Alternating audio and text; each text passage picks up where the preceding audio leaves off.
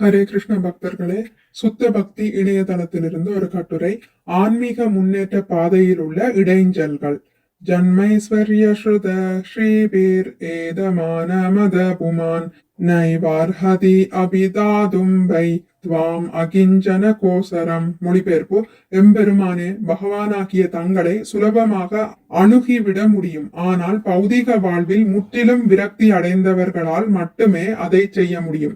கௌரவமான குடும்பம், பெரும் செல்வம், உயர்ந்த கல்வி மற்றும் உடல் அழகு ஆகியவற்றில் தன்னை முன்னேற்றிக் கொள்ள முயலும் ஒருவரால் உண்மையான உணர்வுடன் உங்களை அணுக முடியாது. பொருளுரை: கௌரவமான குடும்பத்தில் பிறந்து அதிகமான செல்வத்தை பெற்றிருத்தல், கல்வி மற்றும் கவர்ச்சியான உடல் அழகு ஆகியவற்றை பெற்றிருத்தல் பௌதிக முன்னேற்றமாக கருதப்படுகின்றன.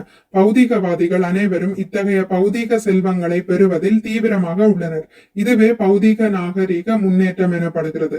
ஆனால் இச்செல்வங்களை எல்லாம் பெற்றிருப்பதால் நிலையற்ற அவ்வுடைமைகளில் மயங்கி திமிர் பிடித்தவர்களாக நடந்து கொள்கின்றனர்.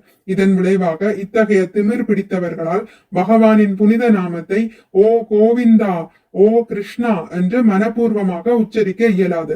ஒரு முறை பகவானின் புனித நாமத்தை உச்சரிப்பதால் பாவி ஒருவன் எல்லா பாவங்களையும் போக்கிக் கொள்கின்றான் என்று சாஸ்திரங்களில் கூறப்பட்டுள்ளது. இதுவே பகவானின் புனித நாமத்தை உச்சரிப்பதின் வலிமையாகும்.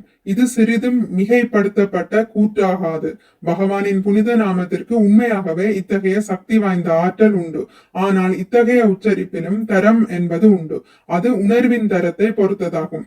ஆதரவற்ற ஒருவரால் பகவானின் புனித நாமத்தை உணர்ச்சி பூர்வமாக உச்சரிக்க முடியும். ஆனால் அதே புனித நாமத்தை பௌதீகத்தில் பெரும் திருப்தி அடைந்தவரால் அவ்வளவு உணர்ச்சி பூர்வமாக உச்சரிக்க இயலாது. பௌதிக திமிர் பிடித்த ஒருவன் பகவானின் புனித நாமத்தை எப்பொழுதாவது உச்சரிக்க கூடும். ஆனால் அவனால் தரமாக உச்சரிக்க இயலாது. ஆகவே பௌதிக முன்னேற்றத்திற்குரிய 4 கொள்கைகளான 1 கௌரவமான குடும்பம், 2 நல்ல செல்வம், 3 உயர்ந்த கல்வி மற்றும் 4 கவர்ச்சியான அழகு ஆகியவை ஆன்மீக முன்னேற்ற பாதையில் உள்ள இடைஞ்சல்கள் என்று கூறப்படுகின்றன.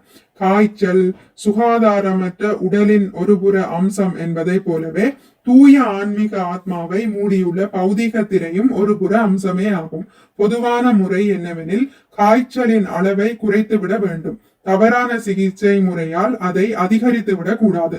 ஆன்மீகத்தில் முன்னேறியவர்கள் சில சமயங்களில் பௌதிக வாழ்வில் ஏழ்மையானவர்களாக இருப்பதாக காணப்படுகிறது. இது உற்சாகத்தை குன்றிவிட செய்யாது. மாறாக காய்ச்சலின் உஷ்ணம் குறைவதானது எப்படி நல்லதோ அதை போலவே இந்த ஏழ்மையான நிலை நல்ல அறிகுறியாகும். வாழ்வின் நோக்கத்தை பற்றிய அறியாமையில் அதிகமாக ஒருவரை ஆழ்த்திவிடக்கூடிய பௌதிக மார்க்கத்தின் அளவை குறைத்து கொள்ள வேண்டியதே வாழ்வின் குறிக்கோளாக இருக்க வேண்டும். பௌதிக மயக்கத்தில் ஆழ்ந்துள்ளவர்கள் பகவானின் ராஜ்யத்திற்குள் நுழைய சிறிதும் தகுதியற்றவர்கள் ஆவர். ஸ்ரீமத் பாகவதம் 1ஆம் காண்டம் அத்தியாயம் 8 பதம் 26. மிக்க நன்றி. ஹரே கிருஷ்ணா. உங்களுக்கு இந்த வீடியோ பிடித்திருந்தால் லைக் பண்ணுங்கள், ஷேர் பண்ணுங்கள், சப்ஸ்கிரைப் பண்ணுங்கள்.